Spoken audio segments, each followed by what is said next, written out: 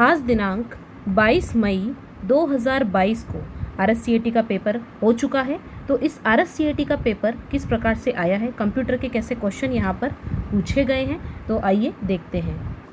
तो आज का एनालिसिस करते हैं हम लोग, पेपर किस प्रकार से आया है और इसके जो सही आंसर्स हैं वो भी आप अपने चेक कर सकते हैं। और आपने जितने नंबर आपके गेन हो रहे हैं आप लोग कमेंट बॉक्स में भी टाइप कीजिए। तो कंप्यूटर अनुप्रयोग में कार्य पुस्तिका मूल रूप से किससे संबंधित है, ठीक है। तो आपने देखा होगा वर्कबुक, वर्कशीट, एक तरीके से दूसरा ही नाम जो होता है ये MS एक्सेल का होता है। तो इसका जो राइट आंसर है वो क्या हो जाएगा, MS एक्सेल।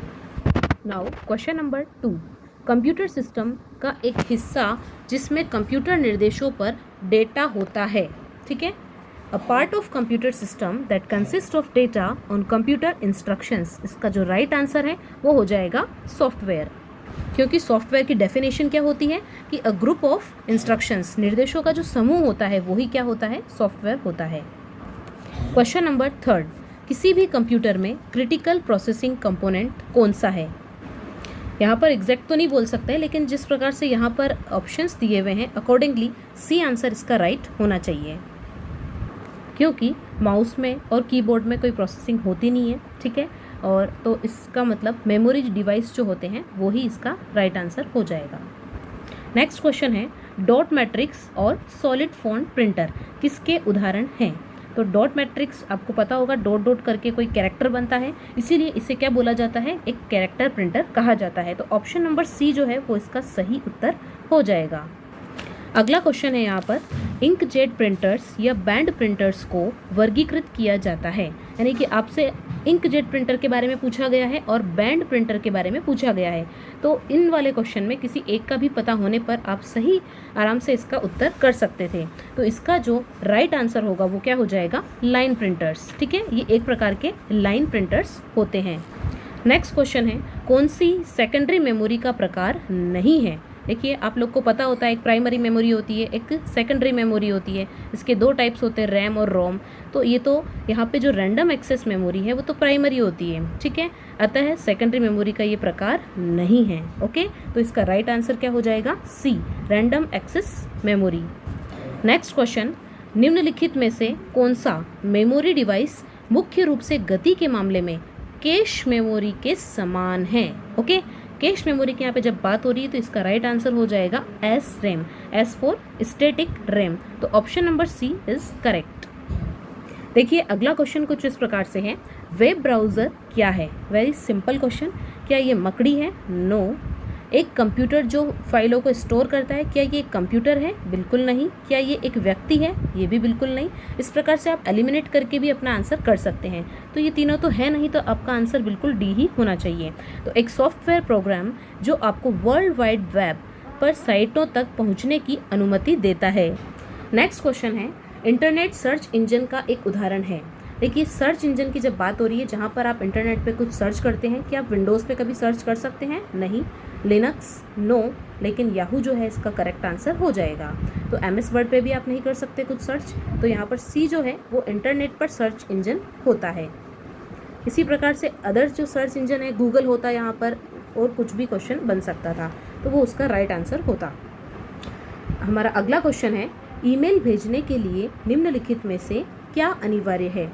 क्या बॉडी लिखना अनिवार्य है, या प्रेषक मेल ID होनी चाहिए, या फिर अनुलग्नक यानी कि अटैचमेंट जो आप फाइल्स डालते हैं उसमें पिक्चर्स जो भी आपको डालना है, ठीक है। और एक होता है विषय। देखिए ये सब नहीं होंगे तो कोई बात नहीं, लेकिन अगर आपके पास मेल ID नहीं होती तो आप जो है मेल बिल्कुल भी नहीं भेज सकते हैं। तो सबसे अनिवार्य, सबसे प्राइमरी चीज़ कौन सी है, सेंडर मेल ID। सो यहाँ पर आपका राइट आंसर क्या हो जाएगा, option number B. Question number 11 देखिए, MS वर्ड 2010 के लिए किस टैब में हेडर और फुटर विकल्प उपलब्ध हैं। तो इसका राइट आंसर हो जाएगा इंसर्ट टैब। क्वेश्चन नंबर 12, निम्न में से कौन सा ई वॉलेट का वैध उदाहरण है, ठीक है। इलेक्ट्रॉनिक वॉलेट की यहाँ पे बात हो रही है, ई वॉलेट की। तो ड्रॉप बॉक्स कोई वॉलेट नहीं होता है, वे टू SMS बिल्कुल नहीं होता है, और मॉन्स्टर इंडिया भी नहीं होता है।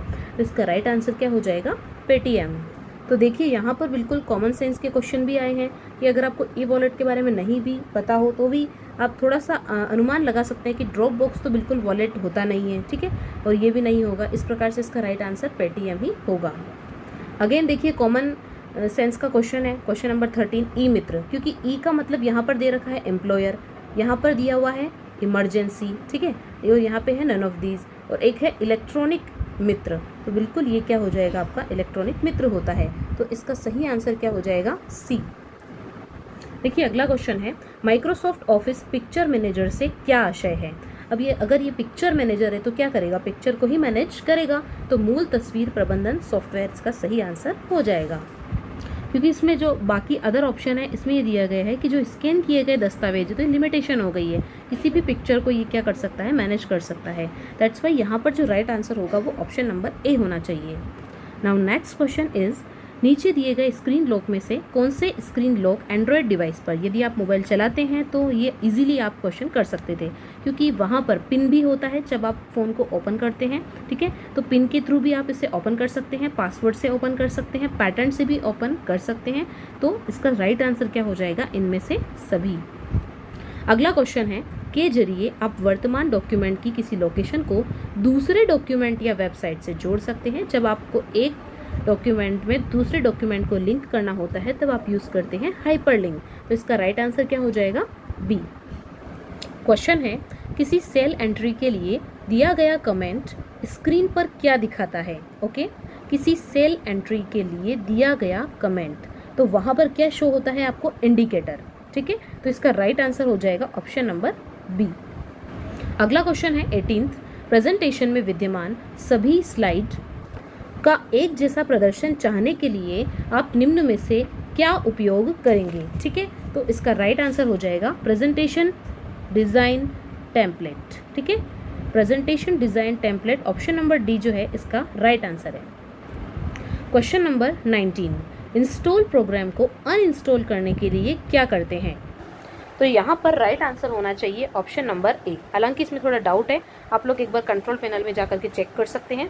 वैसे इसका आंसर होना चाहिए सेटिंग ऐप के द्वारा, बिकॉज यदि आप RSCAT की बुक में देखेंगे जो आप पढ़ कर के गए थे उस बुक के अकॉर्डिंग तो ये होता है सेटिंग ऐप के द्वारा। तो इसका राइट आंसर ए होना चाहिए। क्वेश्चन नंबर 20, ईमेल पते को ध्यान में रखते हुए सही विकल्प है। तो देखिए, जिसके रात दिन ईमेल यूज़ में आता है वो इजीली इसको कर सकता है। उसमें @ चिन्ह होना चाहिए, बिल्कुल उसमें खाली स्थान नहीं होना चाहिए, ये भी सही है। तो आपका राइट आंसर क्या हो जाएगा, ऑप्शन नंबर सी, ए और बी दोनों। क्वेश्चन नंबर 21, दस्तावेजों को सेव करते समय सेव और सेव एज में अंतर है। बिल्कुल सेव और सेव एज में अंतर होता है, जैसा कि यहाँ पे दिया गया है। ऑप्शन नंबर ए, कोई भी अंतर नहीं है, ये गलत हो जाएगा। ऑप्शन नंबर बी, सेव उस दस्तावेज को संग्रहित करेगा जो पहले से ही किसी स्थान में संग्रहित है। बिल्कुल, यदि ऑलरेडी कोई लोकेटेड है उसको हम सेव कर सकते हैं यदि उसमें कोई चेंजेस करते हैं। ठीक है, और ऑप्शन नंबर सी क्या बोलता है कि सेव एज में हमें फाइल का नाम और स्थान बदलने की अनुमति देता है। ठीक है, फाइल का नाम बदल सकते हैं, स्थान बदल सकते हैं, और फाइल का जो टाइप है वो भी आप यहाँ पर चेंज कर सकते हैं। सपोज आपको JPEG में चेंज करना है तो आप ये कर सकते हैं, या फिर कोई अदर फॉर्मेट में आपको कन्वर्ट करना है तो वहाँ पे ऑप्शंस आते हैं, वो भी आप इसमें सेव एज के थ्रू कर सकते हैं। तो यहाँ पर इस प्रकार से जो राइट आंसर है वो क्या हो जाएगा, option number D.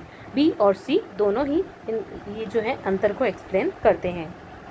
Now the question number 22, total यहाँ पर 35 क्वेश्चन पूछे गए हैं, जिसमें से आपको पास होने के लिए 14 जो हैं वो करेक्ट करने थे। ओके, तो 22 में जो आंसर है वो है पावर पॉइंट प्रदर्शन में कौन सा फाइल प्रारूप नहीं जोड़ा जा सकता है। तो इसका राइट आंसर हो जाएगा .htm जो है वो नहीं जोड़ा जा सकता है। क्वेश्चन नंबर 23, कौन सी कुंजियों के संयोजन से पावर पॉइंट प्रस्तुतिकरण में नया स्लाइड जोड़ा जा सकता है। देखिए, जब नए डॉक्यूमेंट की बात आती है तो Ctrl+N करना था। ठीक है, ये रॉन्ग होता है आंसर। इसका राइट आंसर हो जाएगा सी, Ctrl+M इज राइट आंसर, क्योंकि जब कभी आपको पावर पॉइंट में नया स्लाइड जोड़ना है तो उसके लिए आप प्रेस करेंगे Ctrl+M। नेक्स्ट है क्वेश्चन नंबर 24, वेरी इजी। कुछ क्वेश्चन इसके अंदर काफ़ी इजी आए हैं, आप आराम से 14 क्वेश्चन जो हैं वो कर सकते थे। तो देखिए, संक्षिप्त रूप GUI का विस्तारित रूप क्या है। तो G का मतलब होता है ग्राफिकल, U का मतलब होता है यूज़र, I का मतलब होता है इंटरफेस। तो इस प्रकार से इसका जो सही आंसर है वो क्या हो जाएगा, सी, ग्राफिकल यूज़र इंटरफेस। तो जो एब्रीविएशन वाले क्वेश्चन आए थे उनमें ये वाला जो है सबसे ईजी था।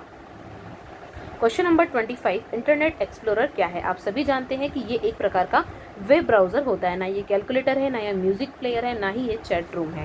This is a web browser. देखिए अच्छा क्वेश्चन आया है, संक्षिप्त रूप DIMM का विस्तारित रूप बताना है आपको। ठीक है, तो जो DIMM का विस्तारित रूप है, इसका राइट आंसर होगा C, dual in line memory module. ठीक है, D for dual, I for in line, M for memory and M for module. Question number 27, इनमें से कौन इनपुट आउटपुट युक्ति नहीं है? यानी कि आपको ये बताना है कि इनपुट और आउटपुट डिवाइसेस के अलावा कोई और डिवाइस यहाँ पर है क्या।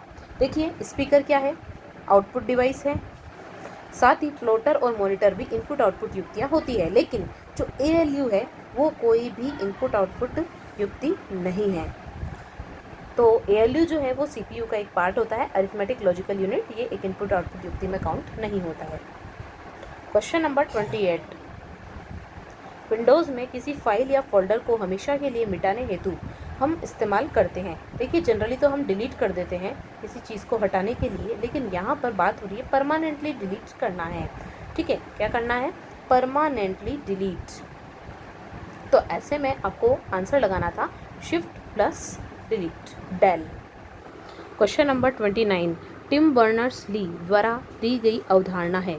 देखिए जो टिम बर्नर्स ली हैं उन्होंने WWP अवधारणा भी इन्होंने ही दी है, HTML की भी इन्होंने ही दी है और सिमेंटिक वेब की भी इन्होंने ही दी है। वैसे यदि आपको इन दोनों का भी पता होता तो भी आपका राइट आंसर क्या हो जाता? D। तो उपरोक्त सभी, इन सभी में दी गई अवधारणा टिम बर्नर्स ली द्वारा ही है। देखिए क्वेश्चन नंबर 30, निम्नलिखित में से कौन सा भारतीय सुपर कंप्यूटर का उदाहरण नहीं है? इस क्वेश्चन को यहाँ पर हम स्किप करेंगे क्योंकि इसमें जो है थोड़ा कन्फ्यूज़न है और कन्फ्यूज़न वाला आंसर D लग रहा है, लेकिन फिर भी मैं आपको जो करेक्ट आंसर है वो बाद में बताती हूँ। नेक्स्ट क्वेश्चन है SATA का विस्तारित रूप। ठीक है, SATA का जो विस्तारित रूप है वो होता है, ये है CL, serial advanced technology attachment. ठीक है, ये इसका राइट आंसर हो जाएगा। नेक्स्ट क्वेश्चन है, कर्सर के बाईं ओर के अक्षर कौन सी कुंजी से मिटते हैं? ठीक है, जैसे कि यहाँ पर लिखा है APPLE। ओके, यहाँ पर क्या है? आपका कर्सर है। तो अब आपको बाईं ओर यानी कि इधर वाले वर्ड्स को हटाना है, तो ऑब्वियसली आप क्या यूज़ करेंगे? बैक स्पेस यूज़ करेंगे, और उसके आगे वाले करने हो तो डिलीट। तो इसका राइट आंसर क्या हो जाएगा? Backspace. Question number 33, MS excel program में खानों की चौड़ाई और पंक्ति की लंबाई किस में मापी जाती है? देखिए इसका राइट आंसर जो है वो वैसे होना चाहिए इंच। फिर भी एक बार आपको मैं करेक्ट करके कंफर्म करके और बता दूंगी। ठीक है, वैसे आप ये मान के चल सकते हैं इंच इसका आंसर है जहाँ तक मुझे पता है। 34 क्वेश्चन है, जब आप होम टैब में फॉर्मेट पेंटर आइकन पर क्लिक करते हैं तो आप देखते हैं कि उसका जो माउस है वो किस में बदल जाता है। जैसा कि पेंटर है तो वैसे आप कॉमन सेंस से कर सकते थे।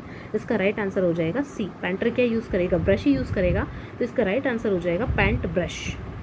नाउ फाइनल क्वेश्चन है 35 नंबर का, ये दे रखा है कि निम्न में से किस प्रकार के साइबर अटैक के द्वारा आपको चाही गई वेबसाइट की जगह अन्य वेबसाइट पर ले जाया जाता है? तो इसका राइट आंसर क्या हो जाएगा? डी, सॉरी इसका राइट आंसर होगा ए, DNS पॉइजनिंग।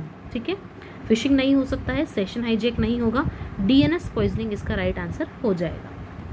तो अकॉर्डिंग टू क्वेश्चन यहाँ पर आंसर ए होना चाहिए, लेकिन देखा जाए तो साइबर अटैक तो ये तीनों ही हैं, fishing, session hijack, DNS poisoning, ये तीनों ही क्या है? एक साइबर अटैक के प्रकार ही हैं। लेकिन यहाँ पर पूछा गया है क्या कि आपको चाही गई वेबसाइट की जगह अन्य वेबसाइट पर कहाँ, किससे ले जाया जाता है? तो ए, DNS पॉइजनिंग के द्वारा ही ले जाया जाता है।